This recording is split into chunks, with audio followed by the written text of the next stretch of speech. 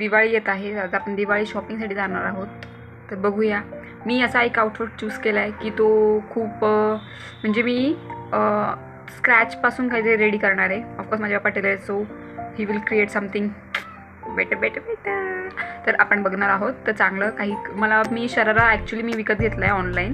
शरारावर मला असा एक छान टॉप वगैरे करायचा आहे. कलर तर मी आता सांगणार नाही आहे. ऑफकोर्स माझा तो दिवाळीचा छान लुक मी डायरेक्ट दाखवेल इंस्टाग्रामला आणि इथे सुद्धा. आणि तेव्हाच मला ड्रेस तर बघायला भेटणार आहे. पण आज मी शॉपिंगला चालली आहे. तर त्या शॉपिंगमध्ये काय काय आहे, काय काय नाही आहे, मी कशी शॉपिंग करणार आहे सगळं दाखवेल तुम्हाला. So let's see. तर इथून मी निघाले पुण्यामध्ये आणि पुण्यातले हे जुने घर. त्यानंतर मी मटेरियलच्या शॉपमध्ये आले. खूप सारे मटेरियल होते. त्यातलं एक ऑप्शन सिलेक्ट करणं खूप अवघड जातं. त्यातला माझा रंग वेगळाच होता आणि खूप सारे ऑप्शन्स मी पाहिलेसुद्धा. तिथून खूप असे कष्ट करून मी निघाले. मी संडेला गेले होते, पण पुण्यात सगळेच संडेला येणार होते, मला नव्हतं माहिती.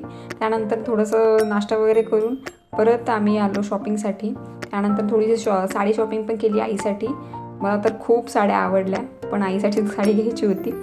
तर त्यानंतर इथे खूप सारे पर्स अवेलेबल होते, ऑप्शन्स होते. त्यानंतर फूटवेअर पण पाहिले. खूप सुंदर असे सँडल्स वगैरे होते, हिल्स होते. त्यातनं सिलेक्ट केले सगळे. पण खूप ड्रेस वगैरे पाहून दिवाळी ही एक अलग म्हणजे काहीतरी वेगळंच फिलिंग देतं.